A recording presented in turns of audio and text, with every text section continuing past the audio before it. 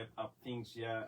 Like I said, we have a very special guest with us, Professor Cyril Overon, all the way from Ukraine and around the world. He said he has been to over 127 countries, and I liked the sentiments that he said about Botswana, his experience with Botswana, describing what Botswana are like, and I feel proud of everybody. If you're listening to this, you should just clap hands for yourself for being good people in general, loving people, caring people. So as we continue, and as you're about to wrap up this, I understand that, like you said, you've been having engagements, which is good. You've been having engagements with different communities in Botswana, and one of the important communities that you met were, professors from University of Botswana itself. And, we also want to touch about, as you share with us what you were exchanging on, we'd also love to hear about the role of religion in politics, and also, especially during these war and famine times, let's talk about that. Thank you. Indeed, on the first day of my program, we met with the faculty members of the Department of Theology and Religious Studies, which was organized again by the Embassy of Ukraine to Botswana, and we met on the premises of the embassy, and we had a very good conversation with your professors, with your faculty members. Okay. We discussed exactly the situation of the war in Ukraine, the Russian aggression against Ukraine, and the religious dimension of this war, because some faculty members, they study how theology underpins and influences political processes in both positive and negative ways. How theology can encourage and inspire such movements like apartheid, for example. There was a theology behind apartheid in South Africa, and there was also a theology that helped toppling apartheid, destroying, reconstructing apartheid.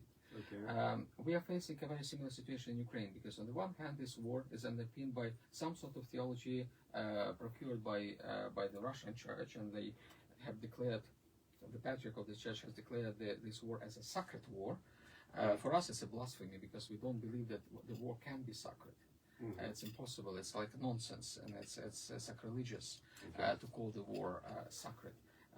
Because in Ukraine we aspire for sacred peace. For us, peace is sacred, and we try to produce a sort of theology that supports this idea of sacred peace.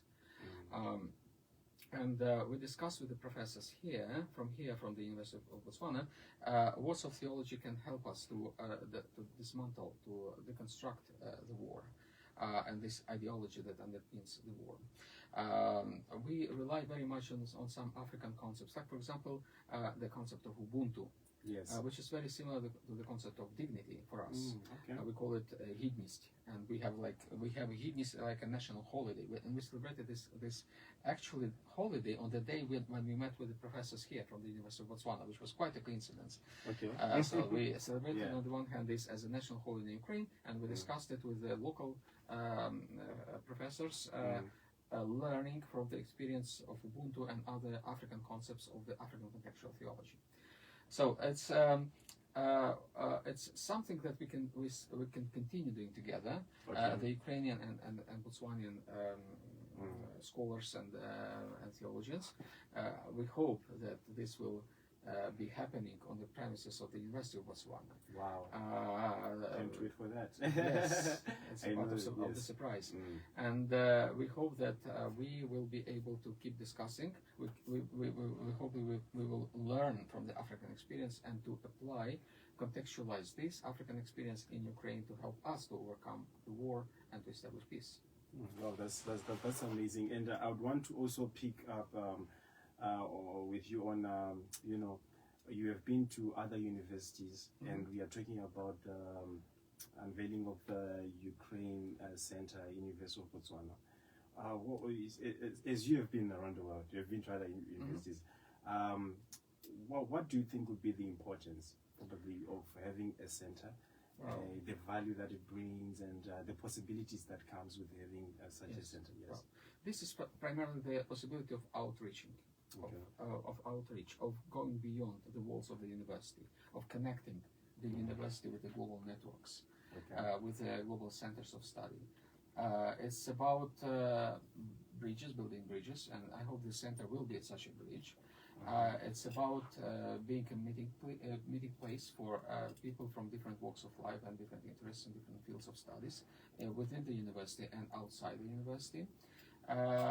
So that, well, as I said, Botswana for me is very diverse. Even though it's not like in terms of the population, it's not a big country, it's not very populous, but it's very extremely diverse.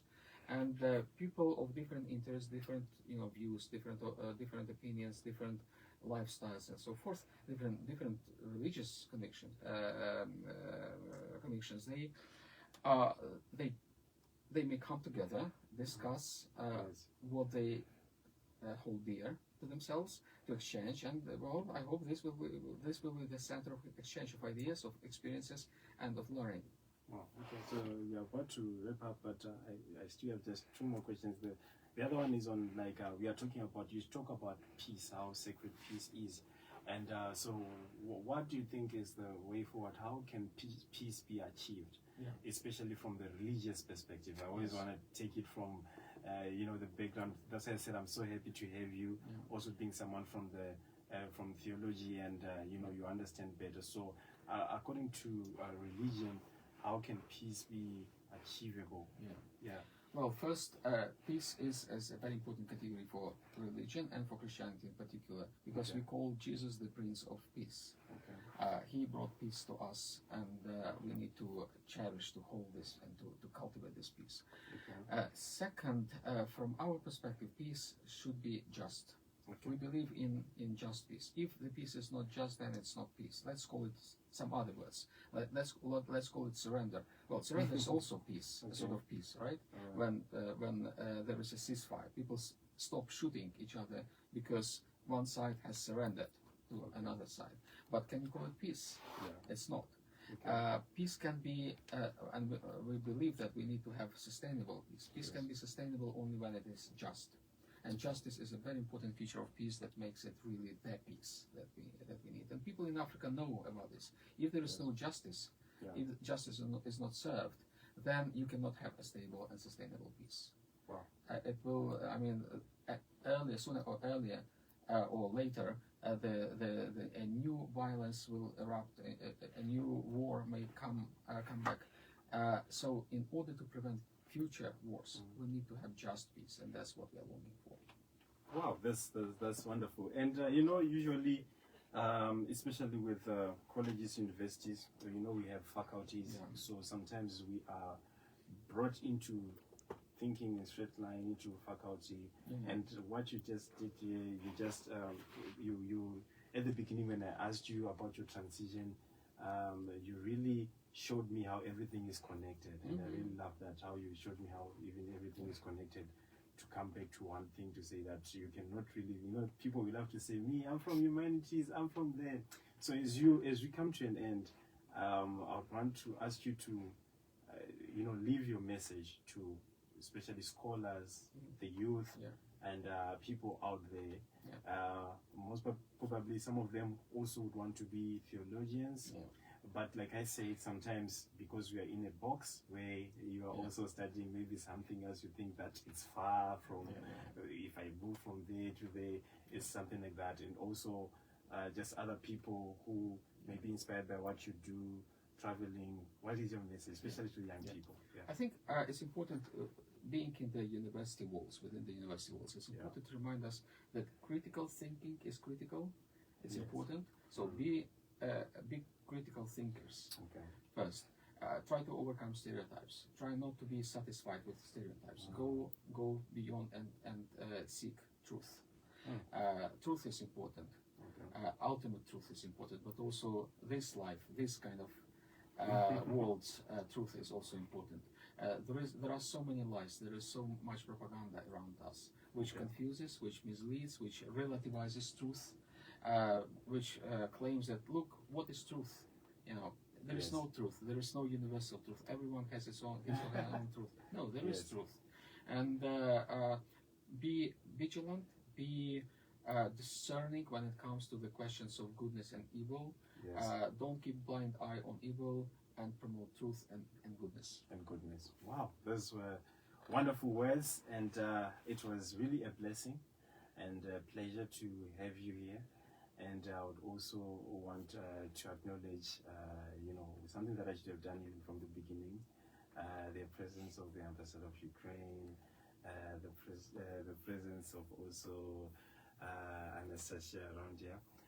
We thank you so much for making it possible so that we have to meet you. I understand you had a busy schedule, but you made sure that you also come and pass by and talk to us. The pleasure is mine, and it's a true blessing to be here with you tonight. It was such a great pleasure. Till we meet again. We hope we meet again. We say, may you be blessed in your works. Also, may God bless you and your listeners. And as you move around the world. And thank you so much. Thank you. So yes, that was our special guest for tonight. As you heard for yourself, I hope you learned quite a lot.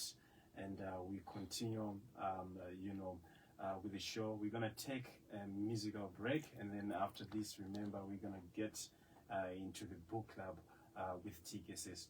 Stay logged on as we play some more music, and we'll come back with some more.